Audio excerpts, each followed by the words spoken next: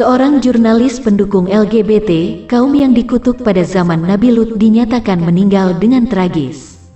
Dialah Grenwall, meninggal dunia secara mendadak saat meliput Piala Dunia 2022 di Qatar.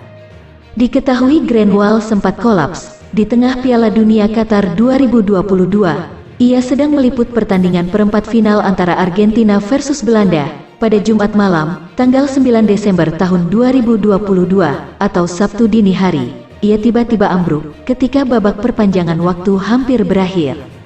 Kakak Wall, Eric, dengan cepat mengklaim bahwa adiknya dibunuh lantaran Gren sangat lantang menyuarakan hak-hak LGBTQ+, termasuk di negara yang melarang homoseksualitas seperti Qatar.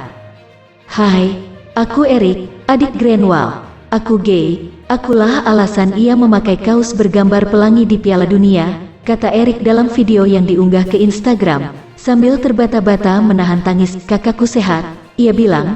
Ia menerima banyak ancaman pembunuhan. "Aku tak percaya kakakku meninggal begitu saja. Aku percaya ia dibunuh," ratapnya. Ya, ketika Piala Dunia bergulir pada pertengahan November, Grenwall menjadi headline media-media barat. Ia dilarang masuk ke stadion gara-gara mengenakan t-shirt bergambar bola yang dikelilingi pelangi. Ia diminta melepas atribut LGBT-nya, dan ketika ia menolak, ia diinterogasi oleh tim keamanan. Jadi, apakah kematian Wall ada hubungannya dengan pembelaannya terhadap komunitas LGBTQ+? Terlalu dini untuk menyimpulkan. Terlebih lagi hal itu adalah pengakuan sepihak dari adiknya yang seorang homoseksual. Apakah adiknya sedang berusaha agar dunia menyalahkan Qatar? Itu juga perlu transparansi.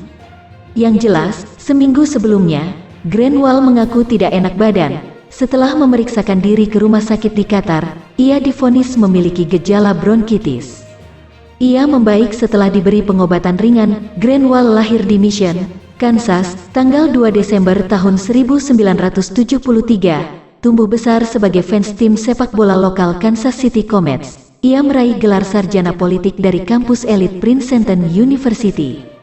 Sejak tahun pertama kuliah, ia sudah menjadi reporter olahraga. Ia menulis tentang tim sepak bola Princeton Tiger, yang saat itu dilatih oleh Bob Bradley. Sebelum pria itu menjadi manajer tim-tim MLS dan timnas AS, Bradley juga yang mendorongnya menjadi wartawan. Ia mengirim Wall ke Argentina untuk magang di Boca Juniors. Wall pulang ke AS pada 1994 demi meliput Piala Dunia 1994. Hingga 2022, ia telah meliput 8 Piala Dunia. Dalam pertandingan pembukaan Piala Dunia, tim nasional Amerika Serikat, Wall mengenakan kaos pelangi untuk menunjukkan dukungannya kepada kaum LGBTQ. Awalnya rencana itu ditolak oleh keluarga, termasuk Eric, sebab LGBT adalah hal ilegal di beberapa negara termasuk Qatar. "Tapi kami tidak bisa membuat Gren melakukan apapun yang tidak ingin dia lakukan," kata Eric, dikutip dari Kansas City. "Dan saya selalu menghargai itu tentang dia. Beberapa orang mengatakan itu adalah aksi. Saya mendukung alasan mengapa dia melakukannya. Saya hanya berpikir itu akan membawa masalah." Selama Piala Dunia, Wall menarik perhatian internasional setelah mengatakan bahwa dia sempat dihentikan sebentar dari menghadiri pertandingan AS melawan Wales pada tanggal 21 November. Sebab dia mengenakan kaos berwarna pelangi untuk mendukung mereka yang mengidentifikasi diri sebagai LGBTQ+. Saat itu, Wall menulis dia ditahan selama 25 menit di Stadion Ahmed bin Ali di Al Rayyan, kemudian dilepaskan oleh seorang komandan keamanan. Diketahui, ada banyak alasan mengapa LGBT dilarang di sebagian besar negara. Salah satunya adalah Georgia. Warga sempat marah besar dengan kaum LGBT ini.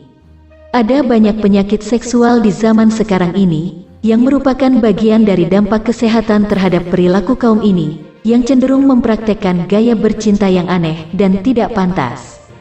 Sekaligus beresiko merusak organ, misalnya saja anal seks yang dapat merusak otot pubok cachigeus, otot Kegel, sehingga membuat otot di sekitar dubur lemah dan sering lepas kendali, pup pipis di celana tanpa sadar, praktek hubungan seksual yang kurang tepat, dan lain sebagainya. Semoga Indonesia tidak melegalkan LGBT demi masa depan generasi kita semua.